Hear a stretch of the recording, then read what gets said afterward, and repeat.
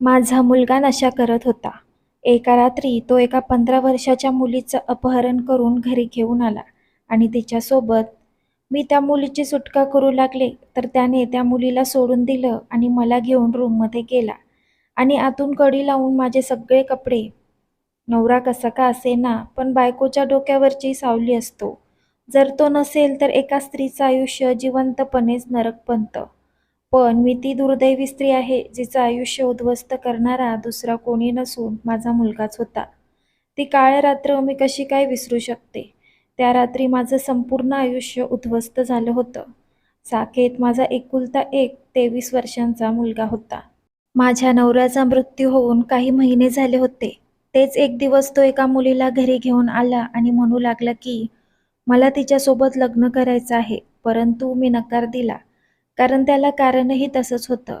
साकेतला फार राग आला. त्याने त्या मुलीला तिथून पळून लावलं.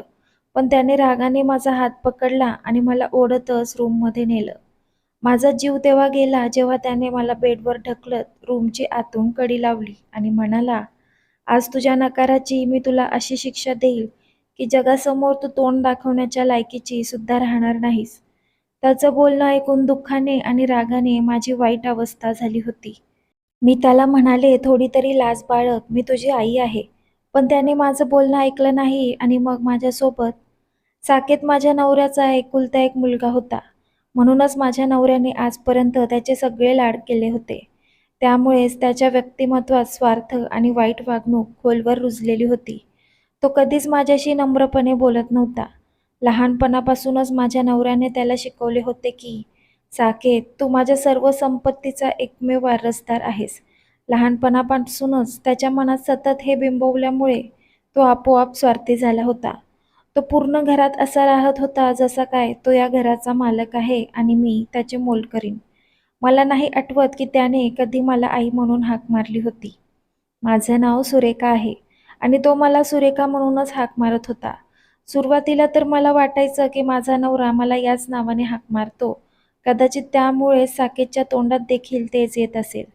पण मी लगेच त्याला थांबवले आणि म्हणाले की, बाळा, मी तुझी आई आहे. मला आई म्हणूनच हाक मार.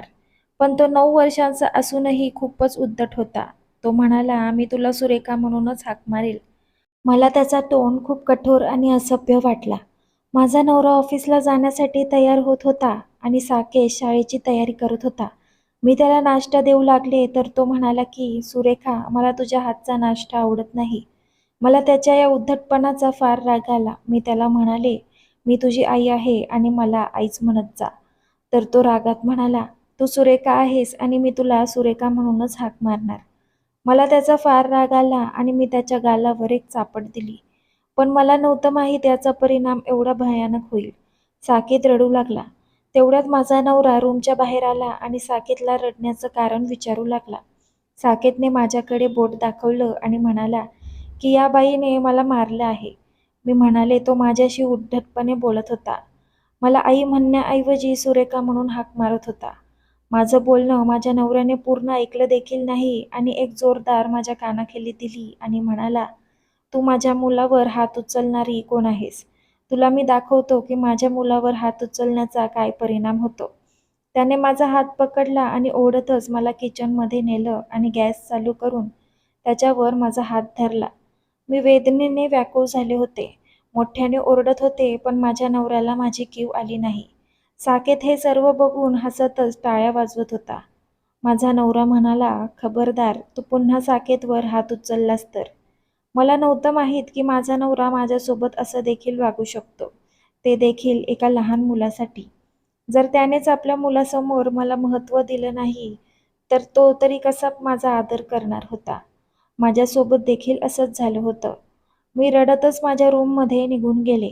असेच दिवस निघून जात होते आणि साकेत आता 12 वर्षांचा झाला होता. पण त्याचा उद्धटपणा आणखीनच वाढला होता. तो शाळेमधून घरी येण्यापूर्वीच मी जेवण बनवून ठेवत होते. कारण थोडा जरी उशीर झाला तर तो सर्व घर डोक्यावर घेत होता. पण आज सकाळपासूनच माझी तब्येत ठीक नव्हती. मला खूप ताप आला होता. मला काहीच काम नव्हतं, त्यामुळे मी जेवण देखील बनवलं नव्हतं. कालचीच भाजी थोडीशी शिल्लक होती.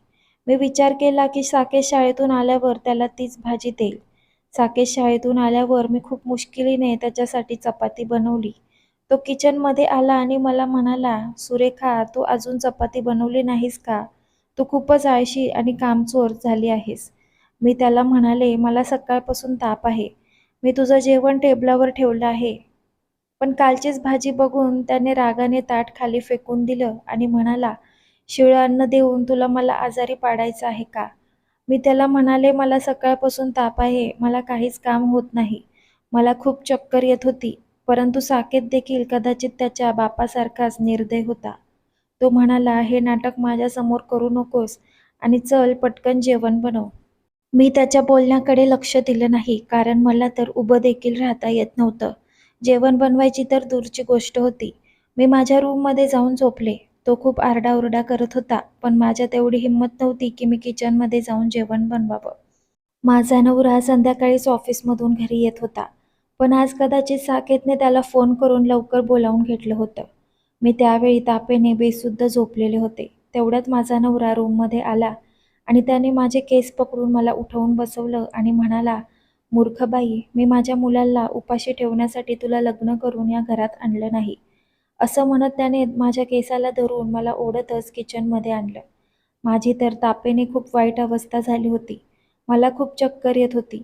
मी खूप मुश्किलीने म्हणाले, की "मला खूप ताप आहे. मला उभं देखील राहता येत नाही." मी त्याला जेवण बनवून दिलं होतं, पण मी फक्त एवढंच बोलू शकले होते, कारण माझ्या नवऱ्याने मला बोलण्याची संधी दिली नव्हती. आणि मग त्याने पुन्हा एकदा गरम तव्यावर माझा हात ठेवला आणि एकामागून एक माझ्या गालात देऊ लागला. मला वेदना तर अगोदरच होत होत्या, पण आता पूर्ण शरीर वेदनेने व्याकुळ झालं होतं. तो मला मारतच होता आणि शेवटी मी बेशुद्ध पडले. त्यानंतर तो किती वेळ मला मारत होता मला काहीच आठवण नाही. माझे डोळे उघडले तेव्हा मी तिथेच फरशीवर पडलेले होते. माझा हात जळलेला होता आणि माझे केस विस्कटलेले होते. माझ्या अंगात अजूनही ताप होता, परंतु तरी देखील मी हुंदके देतच उठून भिंतीला टेकून बसले. रात्रीचे किती वाजले होते माहीत नाही. साकेत किचनमध्ये चालत आला आणि माझ्याकडे बघून विचित्र हसत म्हणाला, "जर नोकराने मालकाचं ऐकलं नाही तर त्याचा परिणाम हाच होतो." त्या दिवसापासून मला साकेतचा जास्त तिरस्कार येत होता. पण तरी देखील मी त्याला काहीच म्हणू शकले नव्हते, कारण तो या घराचा मालक होता. हे सर्व तो लहानपणापासून ऐकत आला होता आणि तो आपल्या आईचा देखील आदर करत नव्हता. माझा नवरा पुढचे काही दिवस माझ्याशी बोलला नाही किंवा त्याने माझ्यासाठी कोणतेही औषध आणले नाही. म्हणून मी घरगुती उपाय करून माझी तब्येत सुधारू लागले. त्यानंतर मात्र मी माझी तब्येत कितीही खराब असू दे, साकेतचं बोलणं व्यर्थ जाऊ देत नव्हते. त्याच्यासाठी ताजं अन्न बनवून देत होते आणि त्याचा प्रत्येक अत्याचार शांतपणे सहन करत होते. पण तरी देखील त्याचं वागणं दिवसेंदिवस बिघडत चाललं होतं. माझ्या नवऱ्याने देखील आता माझ्याशी बोलणं बंद केलं होतं. तो साकेतवर खूप प्रेम करत होता आणि नेहमीच माझ्यावर रागवत होता. तो मला म्हणायचा की "साकेत जे म्हणेल ते कर, त्याचा हुकूम पाळ, त्याच्या विरोधात जाऊ नकोस." आता माझा हाच प्रयत्न असायचा की त्या बापलेकाला तक्रारीची संधी देऊ नये. माझ्या सर्व इच्छा जणू काही मनातच दडल्या होत्या. साकेत आता 13 वर्षांचा झाला होता. आता तो समजूतदार होता, परंतु त्याचा तिरस्कार आणि उद्धटपणा खूपच वाढला होता. तो कधीही माझ्याशी नम्रपणे बोलत नव्हता. एक दिवस तो घरीच होता. आज त्याने शाळेतून सुट्टी घेतली होती. मी त्याच्या रूमजवळून जात होते, तेव्हा मला एक विचित्र वास आला. मी पटकन दार उघडलं तर साकेत आतमध्ये बसून सिगारेट पीत होता. ते सर्व पाहून तर माझ्या पायाखालची जमीन सरकली होती. तो फक्त 13 वर्षांचा होता आणि सिगारेटचे बिनधास्तपणे कश मारत होता. मी पुढे जाऊन साकेतच्या हातातून सिगारेट हिसकावून घेतली आणि त्याच्या चेहऱ्यावर एक चापट दिली आणि त्याला म्हणाले, "तुझी हिंमत कशी काय झाली याला हात लावायची? तू का तुझ्या जीवाचा दुश्मन झाला आहेस? येऊ दे तुझ्या वडिलांना, आज त्यांना सगळं काही सांगते." पण साकेतने तर आज मात्र सगळ्या मर्यादा पार केल्या होत्या. तो रागाने उठला आणि माझ्या गालावर एक चपराक दिली. मी आश्चर्याने साकेतकडे बघितलं आणि त्याला म्हणाले, "काय तुला एका क्षणासाठी देखील लाज वाटली नाही का? मी तुझी आई आहे आणि तू माझ्या गालात दिलीस." त्याने मला धक्का दिला आणि रागातच म्हणाला, "चल चल निघून जा इथून. तू माझी आई नाहीस तर फक्त एक किरकोळ मोलकरीण आहेस, जिला माझ्या वडिलांनी झोपडीतून उचलून आणलं होतं, जेणेकरून तू या घराची साफसफाई करशील आणि माझी आज्ञा पाळशील. पुन्हा स्वतःला माझी आई म्हणू नकोस, नाहीतर यापेक्षा वाईट अवस्था करेल." आज जेव्हा मी त्याच्या तोंडून हे ऐकलं तेव्हा मला माझे अस्तित्व निरर्थक वाटले. मी रडायला लागले आणि मूकपणे त्याच्या खोलीतून बाहेर पडले. हो, हे खरं होतं की मी साकेतची सावत्र आई होते, पण होते तर आईच ना. मी त्याचं पालनपोषण करून त्याला मोठं केलं होतं, पण आज त्याने माझा अपमान केला होता. मला आज देखील ती रात्र आठवते, जेव्हा माझ्या आईने माझं लग्न करून मला साकेतच्या बाबांसोबत पाठवलं होतं. मी एक खूप गरीब कुटुंबातील मुलगी होते. साकेतच्या वडिलांसारखं स्थळ आल्यावर माझ्या आई-वडिलांना खूप आनंद झाला होता. कारण तो चांगल्या घरातील आणि चांगला कमवणारा होता. मी वयाने खूप लहान होते, पण साकेतचे वडील खूप मोठे होते. पण माझ्या आई-वडिलांनी माझे लग्न साकेतच्या वडिलांशी कोणताही विचार न करता केलं आणि पाठवणीपूर्वी माझ्या आईने हात जोडून मला सांगितले की, "तू या घरात दुसरी बायको म्हणून जात आहेस. साकेतची एका आईसारखी काळजी घे आणि आपल्या नवऱ्याला कुठल्याही तक्रारीची संधी देऊ नकोस. असं काही वागू नकोस की ते लोक तुला घरातून काढून देतील. बाळा, हे विसरू नकोस की तुझा बाप एक मजदूर आहे आणि त्याच्या डोक्यावर तुझ्यानंतरही बाकीच्या मुलींचं ओझं आहे." आईचा सल्ला मी माझ्या पदराशी बांधून इथे आले होते आणि लग्नाच्या रात्री मी नवरी बनून माझ्या नवऱ्याची वाट बघत होते. पण तो रूममध्ये येतच नव्हता. कारण साकेत विनाकारण हट्ट करून त्याला आपल्या जवळच थांबून घेत होता. काही वेळाने तो माझ्याकडे आला आणि आम्ही थोडंसं बोललो. पण अचानक दरवाजा उघडून साकेत आतमध्ये आला आणि हट्ट करून आपल्या वडिलांना आपल्यासोबत घेऊन गेला. माझा नवरा मला असं कधीच म्हणाला नाही की तू माझी बायको आहेस आणि हे घर तुझं आहे. तू या घरातील प्रत्येक गोष्टीची मालक आहेस. तर तो म्हणाला होता की हे घर आणि सर्व संपत्ती साकेतची आहे. तो या घराचा मालक आहे आणि आज त्याच मालकाने मला माझी लायकी दाखवून दिली होती. संध्याकाळी जेव्हा साकेतचे वडील घरी आले, तेव्हा मी त्यांना कठोर शब्दात सांगितलं. साकेतने स्पष्टपणे त्यांच्यासमोर नकार दिला आणि म्हणाला की बाबा, असं काही नाही. तिला फक्त मला खाली दाखवायचं आहे. नाहीतर मी सिगारेट का ओढेल? साकेतच्या वडिलांना संशय आला म्हणून त्यांनी पूर्ण रूमची झडती घेतली. परंतु तिथे त्यांना काहीच मिळालं नाही. उलट ते मलाच ओरडू लागले की पुढच्या वेळी माझ्या मुलाच्या विरोधात बोलण्यापूर्वी 100 वेळा विचार कर. मी तुला माझ्या मुलाची काळजी घेण्यासाठी इथं आणलं होतं आणि तुला घरातून बाहेर काढून द्यायला मला 1 मिनिट देखील लागणार नाही. मी खूप घाबरले होते. शेवटी मी काय बोलणार होते. साकेतला त्याच्या भरोश्यावर सोडलं तर तो उद्ध्वस्त झाला असता. पण हे सर्व बघून मी गप्प बसले. वेळ झपाट्याने निघून जात होती आणि आता साकेत मोठा झाला होता. तो तर मला मोलकरीण म्हणूनच हाक मारत होता आणि माझ्याकडून त्याप्रमाणेच काम करून घेत होता. माझ्या नवऱ्याला देखील आता माझा काही खास फरक पडत नव्हता. मी तर आता मोलकरीण बनूनच राहिले होते. एक दिवस देवाने माझं गाऱ्हाणं ऐकलं. साकेत 15 वर्षांचा असताना मी प्रेग्नंट राहिले. त्या दिवशी मला फार आनंद झाला होता. मला स्वतःचं मूल झालं तर कदाचित माझ्या नवऱ्याच्या मनात माझ्याबद्दल आदर वाढेल, हा विचार करून मी खूप खुश होते. ही बातमी ऐकून माझ्या नवऱ्याला देखील फार आनंद झाला होता आणि तो माझ्याशी चांगला वागू लागला होता. पण ही गोष्ट साकेतला अजिबात सहन झाली नाही. तो तोंड सोडून बसला होता. पण मी त्या गोष्टीची पर्वा केली नाही. पण मला नव्हतं माहीत की तो माझा एवढा तिरस्कार करतो. मला डॉक्टरांनी बेड रेस्ट घ्यायला सांगितली होती, तरी देखील मी जेवण स्वतःच बनवत होते. मी दुपारी जेवण बनवण्यासाठी उठले तर अचानक किचनमध्ये माझा पाय घसरून मी खाली पडले. कारण किचनमध्ये निरम्याचं पाणी टाकलेलं होतं. माझ्या पोटात खूप दुखू लागलं होतं. मी मोठ्याने ओरडत होते. तेवढ्यात साकेत हसतच किचनमध्ये आला आणि म्हणाला, "तुझं रक्त माझ्या संपत्तीत वाटेदार व्हावं असं तुला वाटत होतं. पण मी आज ते देखील संपुष्टात आणलं आहे. हे सर्व संपत्ती माझी आहे. मी कोणालाच काही देणार नाही." मी संध्याकाळपर्यंत तिथेच रडत बसले होते आणि साकेत बाहेर निघून गेला. संध्याकाळी जेव्हा माझा नवरा घरी आला, तर तो मला डॉक्टरांजवळ घेऊन गेला. माझं बाळ या जगातून गेलं होतं. मी खूप रडत होते, परंतु या सर्व गोष्टीचा आरोप माझ्या नवऱ्याने माझ्यावरच लावला, की "तू किचन धुण्याचा प्रयत्न करत होतीस आणि तू घसरून पडलीस." ही गोष्ट साकेतनेच त्याला सांगितली होती. साकेत आता 18 वर्षांचा झाला होता आणि त्याच्या सवयी आणखीनच खराब झाल्या होत्या. तो बराच वेळा रात्री घरातून बाहेर राहत होता.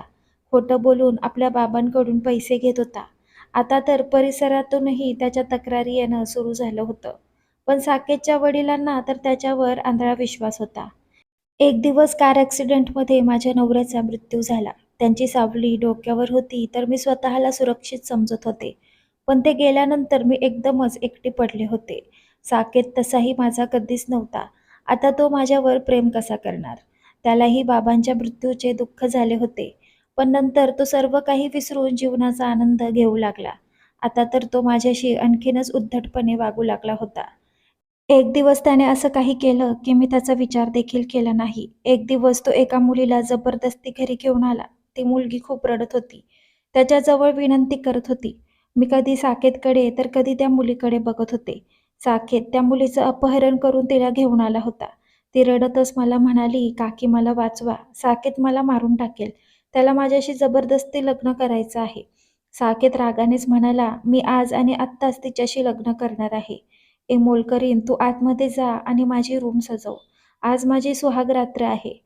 मी कुठल्याही परिस्थितीत त्या मुलीचं लग्न साकेतसोबत होऊन देणार नव्हते. ती मुलगी विनंती करत माझी भीक मागत होती. ती निष्पाप मुलगी तर कॉलेजमध्ये शिकत होती आणि एका गरीब कुटुंबातील मुलगी होती. साकेतला ती मुलगी आवडली तर तो तिला पटवण्याचा प्रयत्न करू लागला.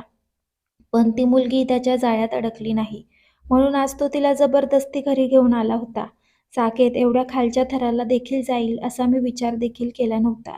मी त्या मुलीची साकेतपासून सुटका केली आणि तिला माझ्याजवळ घेऊन आले आणि रागानेच म्हणाले, "मी तुला या मुलीसोबत जबरदस्ती अजिबात करू देणार नाही.